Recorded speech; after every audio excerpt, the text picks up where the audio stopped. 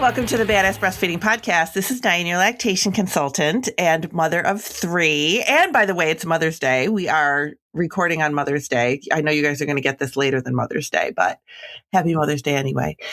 And I have 3 kiddos, Nathan, who's 25, and my twins are 23, Jessica and Brandon. And they are adults, obviously, but you're never stop mothering them. So that's where I am. And I'm a maternal child health specialist, by the way. That's actually a thing. I'm a maternal child health specialist. It is. It's a thing. It is a thing. Yeah. And a lactation consultant. So yeah, that's me. Abby. Come on. And I'm Abby, the badass breastfeeder. And I am the mom of Jack, who's 14, and Exley, who is 11. He's on his last days of 11, or last month, I guess. And I have a social work background. And, well, for the sake of today's episode, I guess, I had a lot of problems breastfeeding Exley because I forgot.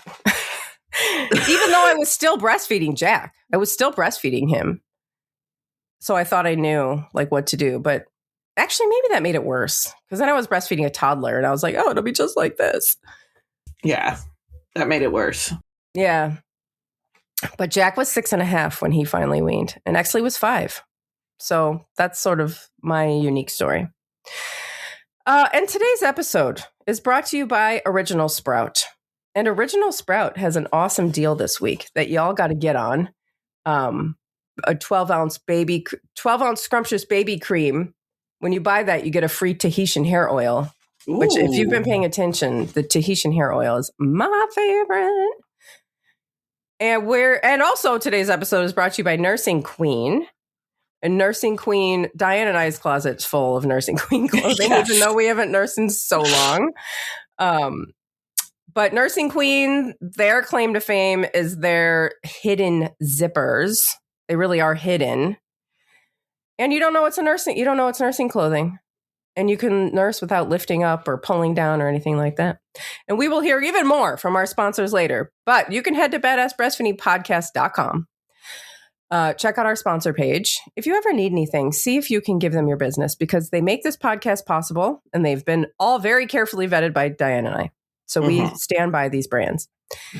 And while you're there, scroll down and enter your email address, and we will send episodes straight to your inbox every week. We will also send, whenever we have an Original Sprout email exclusive, we'll go to that email as well. And we are on Patreon, and we would love to see you join our private and judgment-free community.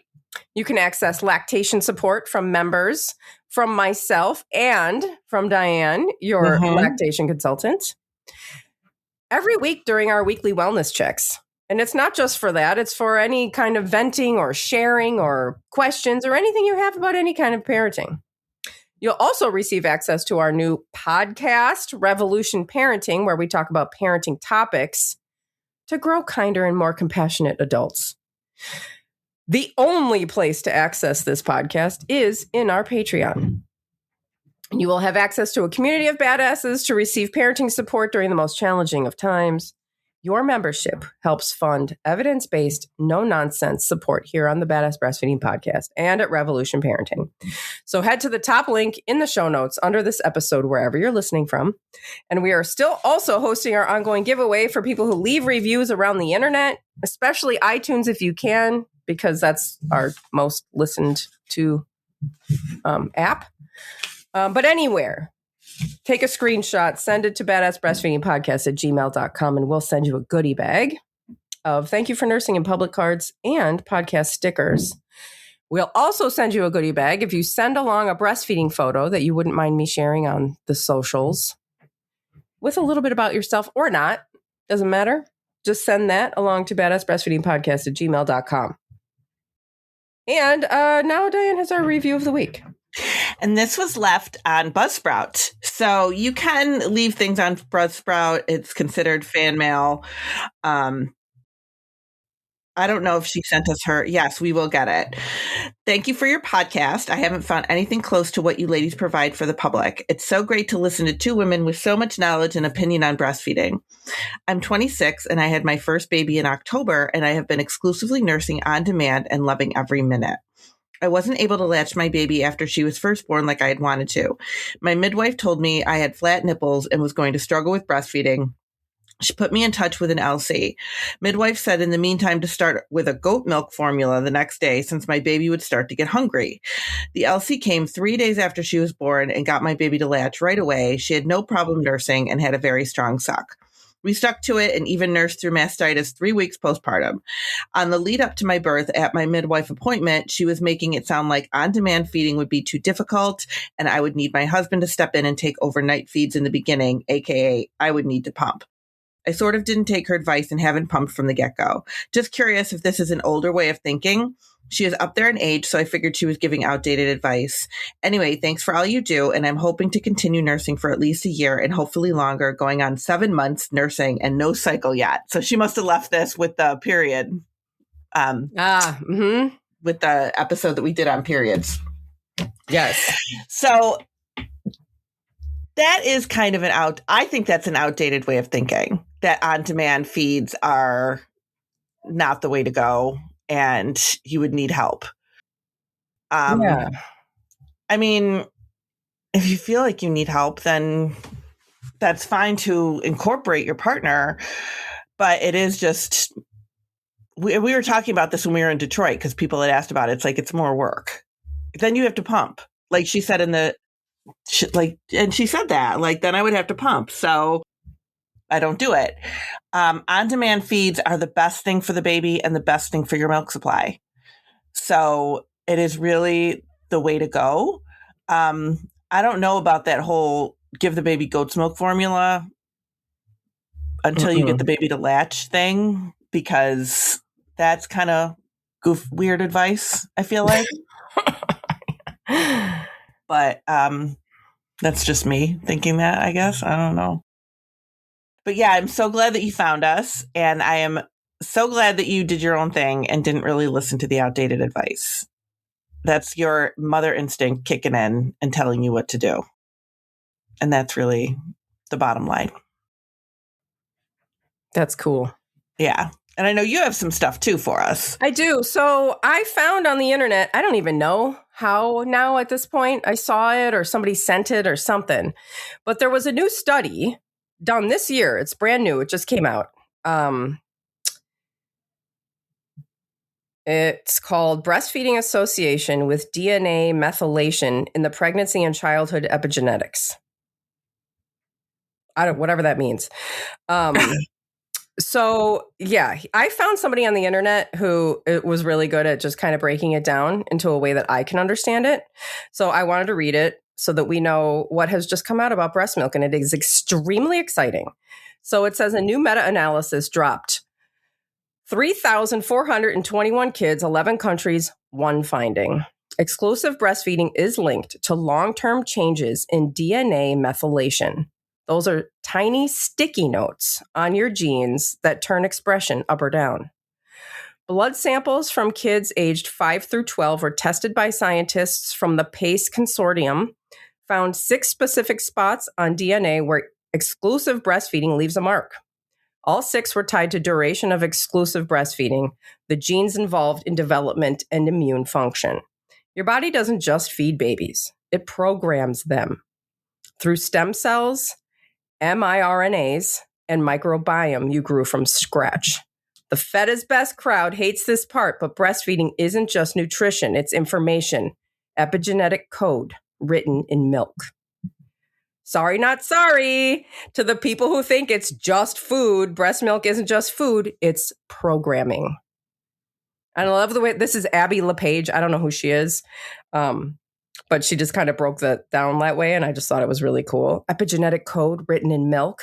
Oh, it's poetry. So basically, then what she's saying is that when you breastfeed your baby, their DNA is programmed in their immune system and in their development.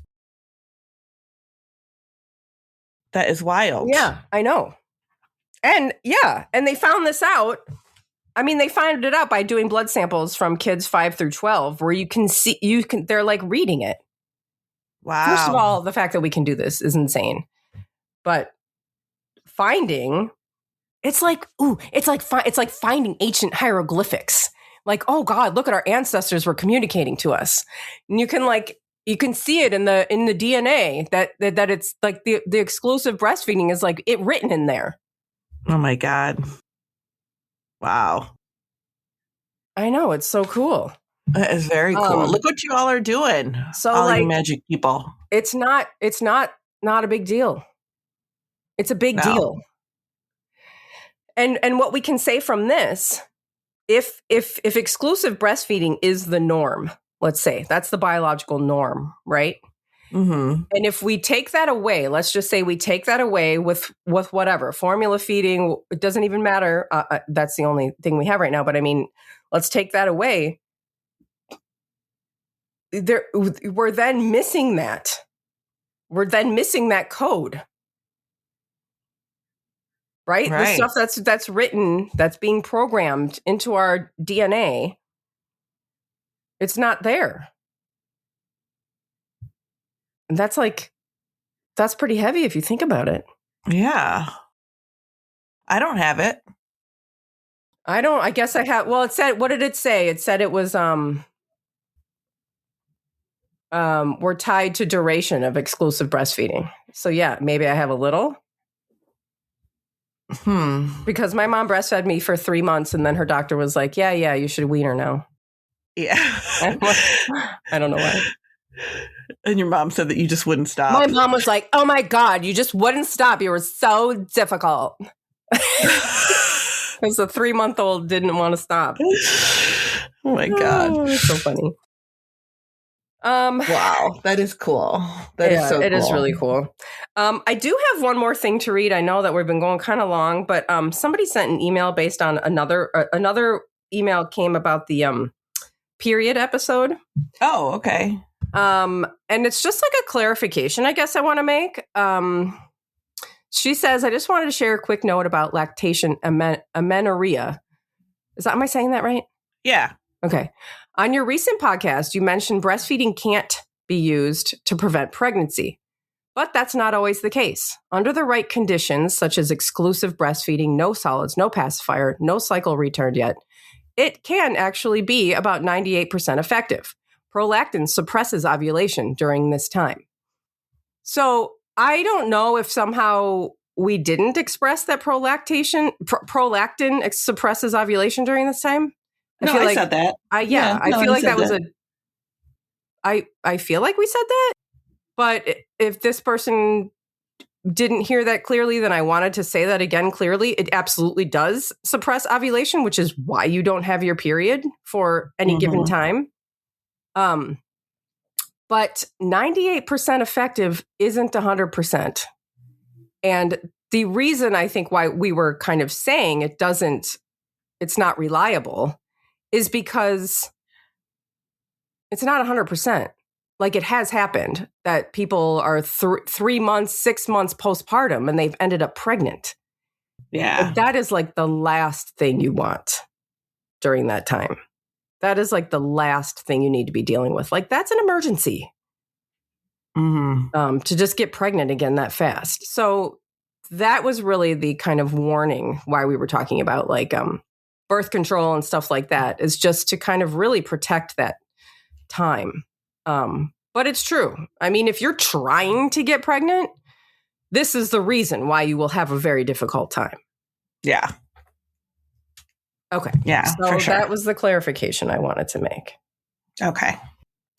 All right. So let's talk. So this kind of came up when we were in Detroit. Yeah. Like a couple of times. People asked us, do you have an episode on breastfeeding your second baby? Because there were some people that came to our table who it was their second time around. And we were like, no, we don't have an episode about that. So we figured that we would do one and talk about what it's like to breastfeed a second baby. And there's a couple things that I definitely want to make sure that people realize. is that every baby is different. And one of the things that I have seen when I've had like return families and stuff like that come back with their second baby is a lot of the first baby didn't do it this way. The first baby, interject whatever comment you want to, because that's the only thing you have to compare it to is that first baby. But you have to look at these as very different situations. It's a different birth. It's a different postpartum. It's a different baby.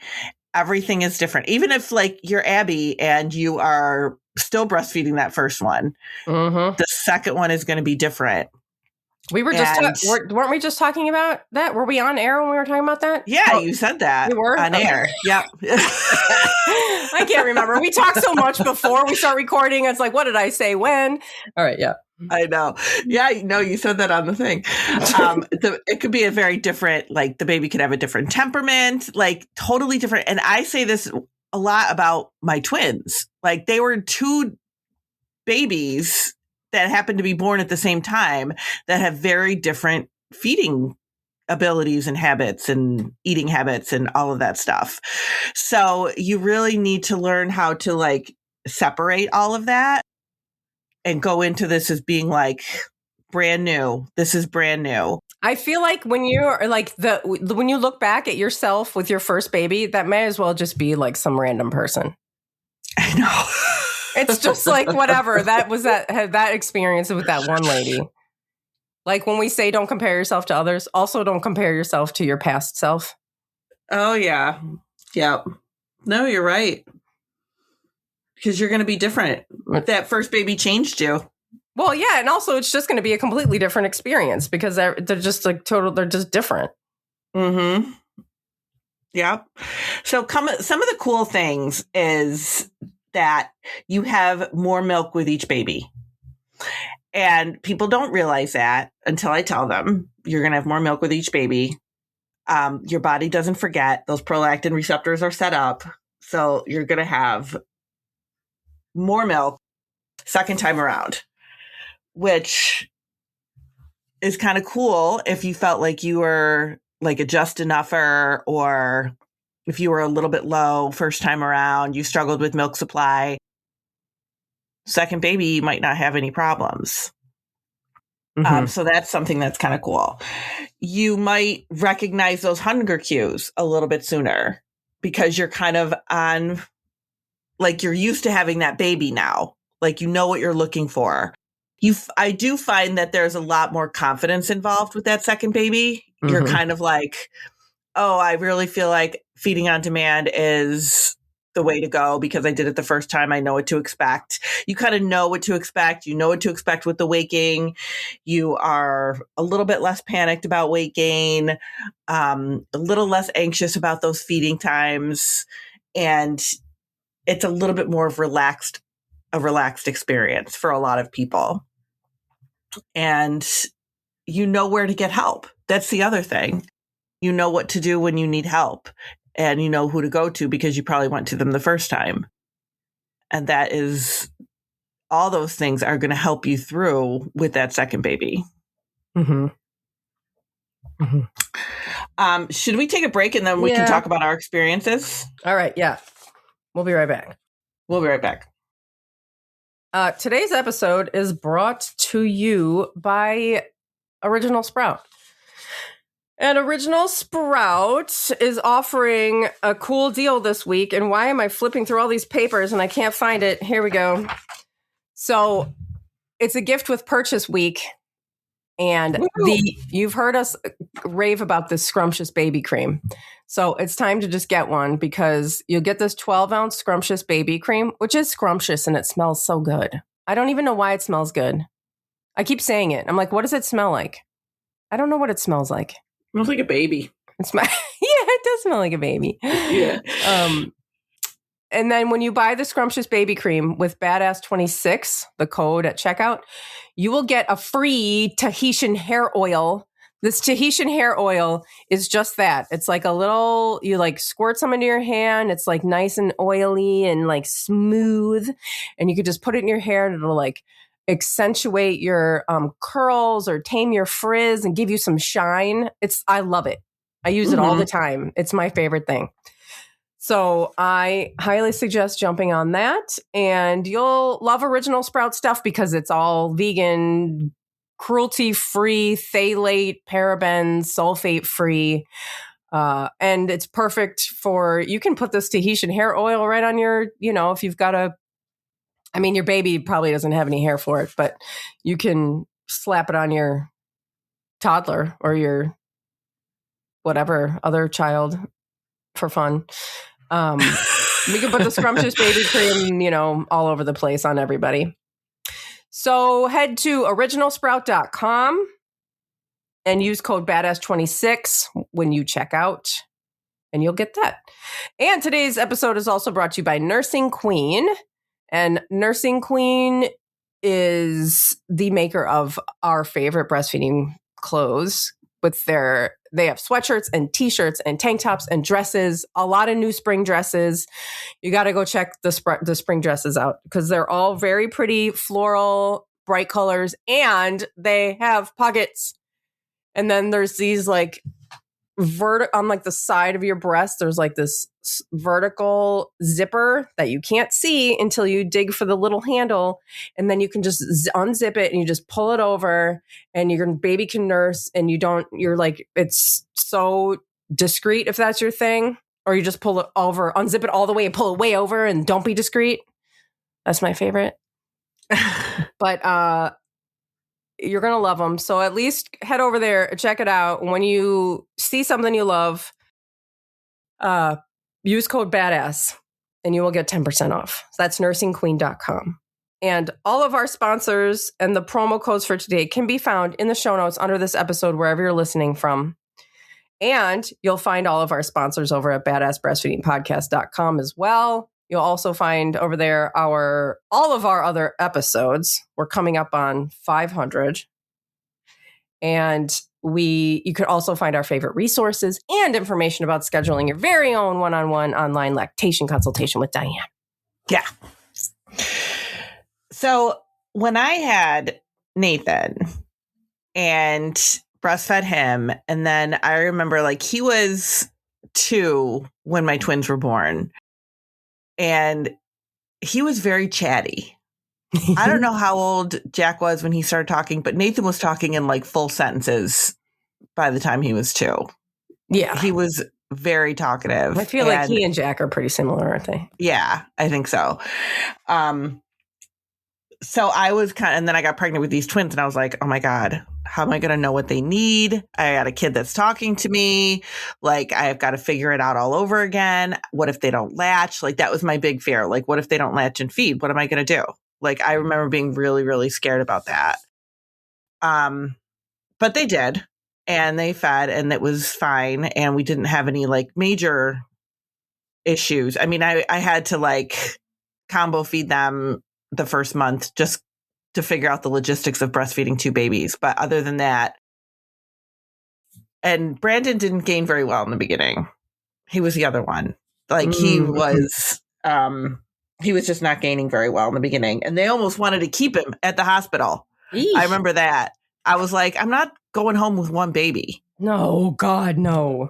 And he was like a big baby. So I'm like, no, he's fine. So they sent some rude chick over to my house to weigh him every few days. And then my sister was like, tell her to stop coming. So it just took a little time for him. I think he lost a little bit of more weight in the hospital, and then he just took a little bit more time to gain it back.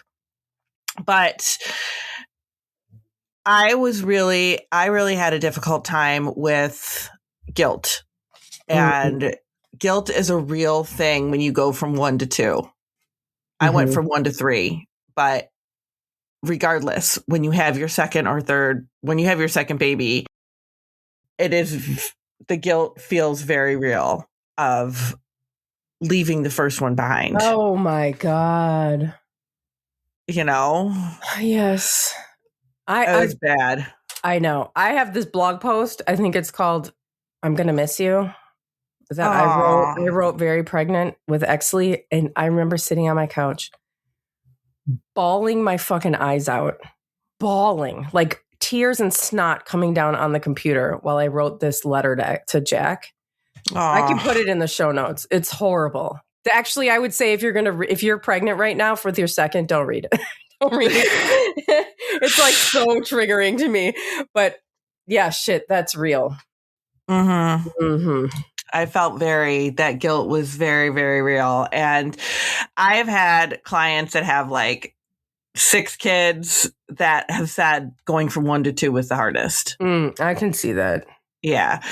And I remember even seeing something later on and, after my kids were born, like another blog post or something. It wasn't yours. It was somebody else's that talked about the very real guilt that sets in when you have that second baby. Mm-hmm. So just know that you're doing something very good. You're giving your child a sibling. And that feeling will pass. It doesn't stay.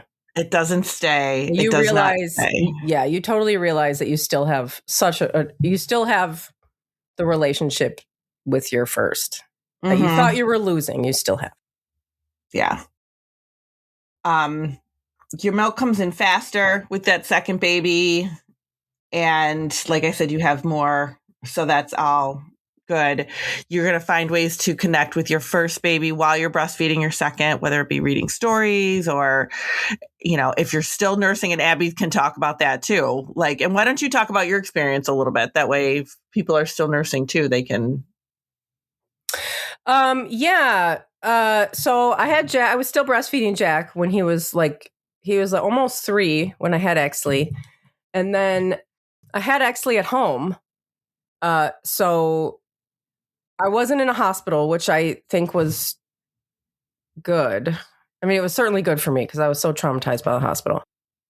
But anyway, I was breastfeeding Exley, and I on the whole other end of the spectrum of like being nervous for the second baby, I was so chill and calm. I was like, I'm the badass breastfeeder. Like, I know everything now. I have so much information. I know, I just know I'm just going to breastfeed. It's going to be great. I'm going to tandem nurse, 2 boobs, 2 kids, no problem. And then I had Exley, and I was like, here we go. Badass breastfeeders, tandem nursing. Wow. And I was like, this is so great, and then after, I don't remember how much time it was. I don't know. But once his poop should have gone from the greeny to brown. It was still green and seedy.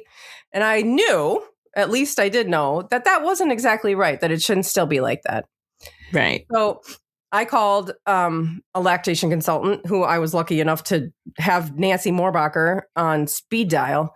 So I called her and I was just like, his poop is green. And she was like, no, it shouldn't be like that. And then I was also getting him weighed by another local lactation consultant friend of mine. So I was going for weigh-ins.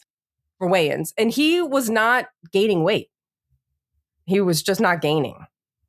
So, and his poop was green. So yeah, I called Nancy and she was like, okay, well, at least he didn't lose weight. Thank God he didn't lose weight. But she was like, okay, here's a few things we're going to do. She was like, how are you organizing their feeding? And I was like, what? What do you mean? She's like, well, you want to make sure the newborn is getting the full breast. And I was like, oh, I really was not paying attention to that at all. I just thought it was a free for all. And she's like, no, pay attention to the full breast, make sure the baby gets the full breast. And then Jack can have the emptier one. And we're going to do breast compressions to kind of just help express some of that milk out while he's nursing, and working on his latch. We're going to do the whole thing where you're kind of helping them get a deeper latch. You're fishing his lips out, doing all these things. And, I was just before reading through the blog post a little bit, and of course it's way more detailed than I'm saying this right now, but he ended up gaining 11 ounces in a week. Wow. And his poop was brown and everything was just we just figured it out. And that is a testament to getting help. As soon as you notice something going wrong, or you have a question about something, get help from a lactation consultant. Because sometimes usually all it's going to take is a few little tweaks. Mm-hmm. So that's my public service announcement. Yeah, no, that's perfect. And then what kinds of stuff did Jack always nurse when Exley nursed? Well, so this was also the fun time where nursing aversion set in. So I literally could not have both of them latched on at the same time. It drove me up the wall. So we would do like one at a time. It was always one at a time. But I would make sure that whatever breast Exley nursed off of, Jack would take the other one. And then when it was, we would switch or something like that. Whatever breast was the fullest was the one that Exley would get. Or I would just nurse him first and to get him he could empty one breast and then have the other one. And then Jack could come on afterwards and get the rest that he didn't need. Which is a great way to kind of like just boost supply, which I didn't have an issue with. Well, that's good. Yeah. So some tips for people. Set up things for your toddler before you have the baby, whether it be like little snack stations for them or little game stations where they can, things that they can do nearby where you are, where you're nursing. Like if you have a specific spot in your living room where you're going to nurse your baby, then have something set up for your toddler to do in that area so that they can stay with you and you're not worried about like, what are they doing in that other room while you're kind of like attached to another baby. Keep water bottles all over the place. So you always have water bottles that you can, that you can have, that you don't have to worry about trying to go and find and get. Practice baby wearing early. Your baby wearing is going to come in so handy when you have a toddler. I can't even express that enough. Mm-hmm. Baby wearing is going to be your saving grace when you have a toddler. Let people bring you meals. Like if they have like meal trains or, something like that, that is super helpful to do. Lower your expectations. Like don't feel like you have to have the house spectacularly clean. Like sometimes I'll go into people's houses and they'll be like, oh, sorry about the mess. It's like, you just had a baby. First of all, it's not messy. Like my house looks worse and I don't have a kid to fall back on. So, I mean, it's totally fine.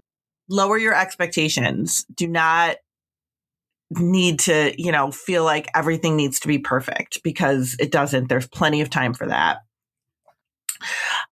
Using screen time strategically and don't feel guilty about it. Mm-hmm. Like that is what your screen time is for, is maybe, not every nursing session, or it could be every nursing session. The toddler gets 10 minutes of screen time, like something like that. This is this is like in the grand scheme of things, this is such a short period of time. Seriously. They're fine. Yes, they are fine. So fine. You just need them entertained like every once in a while. It's fine. This is a big one. Ask visitors, like if your visitors coming over or you have people coming over to see you or whatever, ask them to help with the older child. Mm-hmm. Like everybody just wants to see the baby. No, there's another kid there too. So ask them to help with the older child. And that was super, like my sister, I remember would come over. Her daughter was, I want to say 2 years older than Nathan. And she would come and get Nathan and take him out for lunch or take him to the store, like with her daughter, take him out together or whatever. Bring her daughter over to play, like when I had the twins, because it was helpful. She didn't come over and was like, oh, let me hold one of the twins. She was like, let me take Nathan and we'll go and we'll get lunch or whatever. So it was really, that was helpful. And you know, with your second baby, you know that pain is not normal. Like Abby said, you can recognize if, you know, the baby is not pooping well or not peeing enough and stuff like that. So fall back on the things you do know. And, you know, you'll be fine. You'll be just fine with this second baby. Do you have other tips you want to give? I don't think so. I think that, yeah, we did it. You're going to be fine. Mm-hmm. And it's good. All the fears and all of that are just, it's going to be okay. Yeah, it'll be totally It's just going okay. to be totally different. Because I feel like it's really common for us to have like just this post-traumatic stress from our first child, no matter what went on. Because a lot of people, like if breastfeeding didn't work out for you the first time or you had a lot of problems, you're like, you're just going to be so worried about it. Mm-hmm. And like, it's like a whole different world now. Totally different. And Totally different. you do know more than you think you know. And yeah, I think that's good. Yeah. And if you want to share your experience, send us an email. We'd love to hear it. If you have like tips, if you're breastfeeding your second baby right now and you have some tips that you'd like to share, you can email those to us. We'll read them on the air. Yeah, that'd be great. Yeah. Thanks for listening. Bye. Bye.